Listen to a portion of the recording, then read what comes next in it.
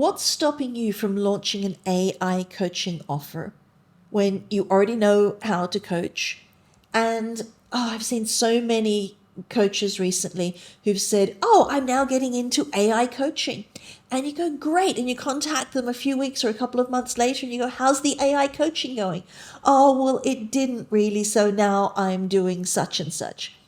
And I looked into the reasons why, and it's like, so in this video, I'm going to break down exactly why most coaches are failing when they attempt to pivot into AI coaching, and a 4-phase framework, try saying that quickly 3 times, a 4-phase framework that gets your offer live in 30 days. Something interesting has changed in the coaching industry, and it's happened faster than most people expected. Businesses are no longer just curious about AI. They realize that they need some guidance on how to use it. And when they go looking for that guidance, they're not calling tech companies. Or if they do, they realize these tech companies are speaking a completely different language and they need a translator. They're turning to people that they already trust. They're turning to existing coaches and consultants. And that's a massive opportunity, because it doesn't require you to become a techno genius in order to be an AI coach. If you need that, you can outsource that sort of specialization. What it does, though, it requires you to become the person who helps these businesses make sense of what AI means for their work. And that's a very different skill set. And it's one that most experienced coaches already have. They just haven't framed it this way yet. So if the opportunity is real, and it is, why are so many coaches stalling? Well, I actually questioned a number of people that I knew that had gone through exactly this. And there seem to be 3 core reasons.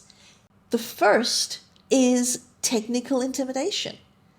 People hear AI coaching and they assume that they need to understand machine learning or know how to build chatbots and program this and that. They don't. An AI coach is not an AI engineer. An AI coach helps people navigate what AI means for their business, for their workflows, for their teams, for their decision making. That's strategy. That's communication. That's not programming. You can outsource a programmer. That's not what most businesses need right now with regard to AI. The next is the positioning problem. You might know that you want to incorporate AI into your practice, but you can't figure out where it might fit. Should you teach people how to use specific tools? Should you focus on AI strategy for leadership teams? Should you help organizations adopt AI without the internal resistance that usually comes with it? There are genuinely different angles here. And without a clear one, it's easy to stay stuck in the thinking about it phase. And the third is the packaging gap. Even coaches who get past the first two hurdles often stall when it comes to turning their knowledge into something that they can actually sell. They have the expertise and they have the interest, but they don't have a strong, solid offer. With my coaching clients all the time, they've heard this ad nauseum. When I come back to, yes, but what's for sale? What's the thing that's for sale for people to be able to buy? So a lot of these coaches have the expertise, they have the interest, but they don't have that offer. They don't have a price. They don't have a package. They don't have a way to say, this is what I do and this is your investment. And until they do, they don't have an AI coaching business. What they have is an idea. So here's what a solid AI coaching offer needs at a minimum. First, a clear audience. Not everyone wants to learn about AI. A specific group of people with a specific problem. Maybe it's small business owners who know they should be using AI to do such and such, but don't know where to start. Maybe it's marketing teams drowning in AI tools and needing someone to cut through the noise. I was actually working with somebody just recently, and we were talking about the amount of money that is being spent on subscriptions for this and for this and for this and for this. And when we're looking at it, it's like, well, yes, but that duplicates this and that duplicates this. And a lot of people just need a coach to help them sort through all of that. Maybe it's executives who need to understand AI well enough to make strategic decisions about it.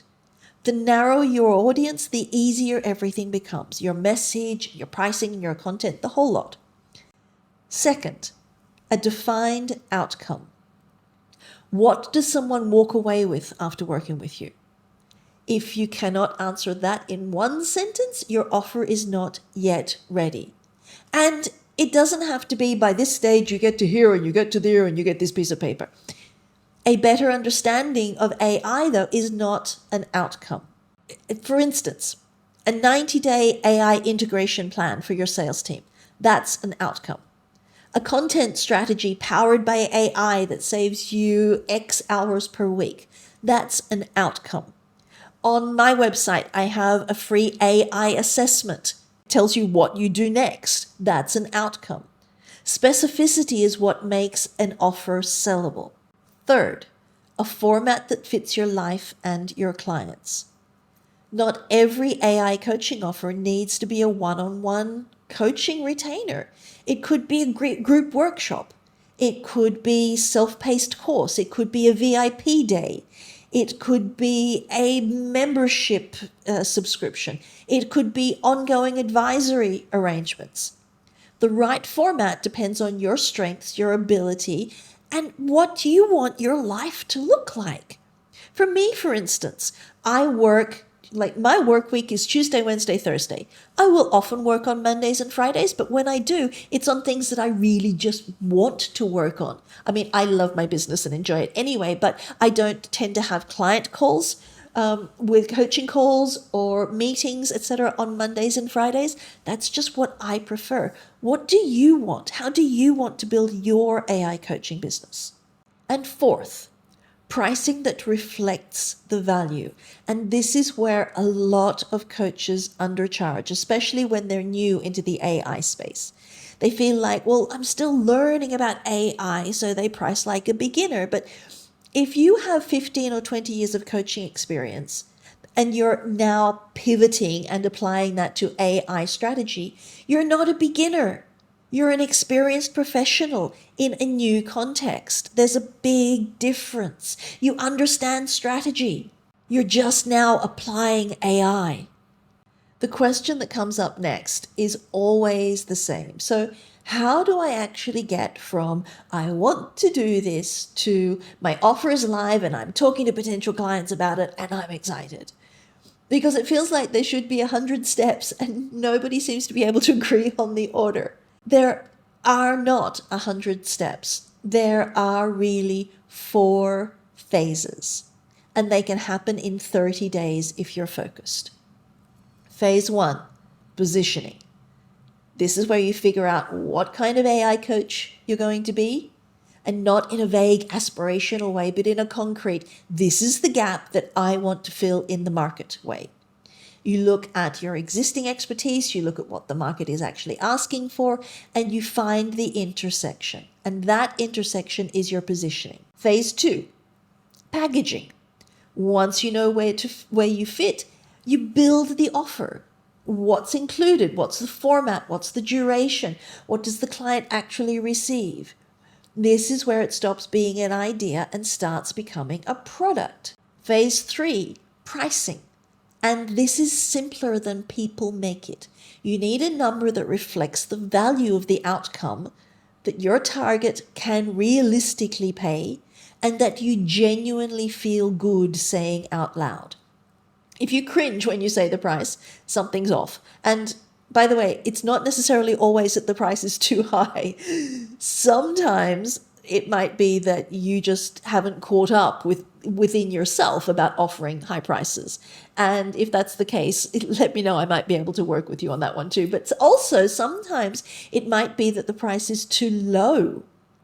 And you know that it doesn't match what you're actually delivering. So the pricing is an interesting one, but it is really simpler than most people make it. Phase 4, and this is launching, getting it in front of people. The saying of, build a better mousetrap, the world will beat a path to your door. Well, I'm sorry, they won't, unless they know that you've built this better mousetrap and they know where you are and how to find you.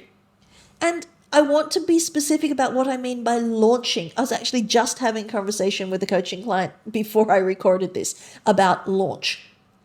Because it doesn't mean a massive production with a countdown timer and 47 programmed emails. I mean telling the right people that you have something valuable, explaining clearly what it does for them, and giving them a straightforward way to say yes. That's a launch. And here's something that does not get talked about enough. A launch is not a business. It can be the beginning of one, but it's not in itself a business. What happens in the weeks after your offer goes live matters just as much as getting it out the door. And this is where you start learning what actually resonates with your audience. The first version of the offer is never your best version. It's your first version. But bear in mind, don't fall into the trap of it has to be perfect before I launch it. Launch it. Good enough can sometimes be good enough. Start from somewhere. Then the feedback you get, the questions people ask, the objections you hear, all of that is information that helps you refine your messaging, tighten up your offer, and build something that genuinely grows. This is where most people quit. They launch, the response is crickets, and they assume it failed. But that's not how offers work. They're not viral products. They grow through conversations and through referrals and visibility and consistency. The coaches who build something lasting are the ones who stayed in it past the first quiet week. Now, don't get me wrong, some people have amazing first weeks, but that's not the norm. If you do, kudos to you. But most people start with maybe one, maybe a couple, maybe none. Stick with it. If you believe in your offer, stick with it. When you sign up for one of my courses, you can submit questions. You can submit a question every week and they're answered in writing by a real human, most of the time by me. So remember, you don't need to be an AI tech guru for this. You don't need to know how neural networks function. You need to be good at what you do, genuinely curious about where this industry is going, but willing to put in the work each week. So if that sounds like you, by all means, check out the course if you'd like to contact me for some coaching or whatever. But if this is something you're interested in, please do something about it. Don't just say, today, I'm going to be an AI coach, and then have nothing happen and then be disappointed and go on to something else. Because this is a once in a lifetime moment. We will not be here at this moment again in the journey of AI. So if I can help, please feel free to reach out. And I just send so much love and abundance to each and every one of you. And until next time, I'm Bella St. John. See you. Bye.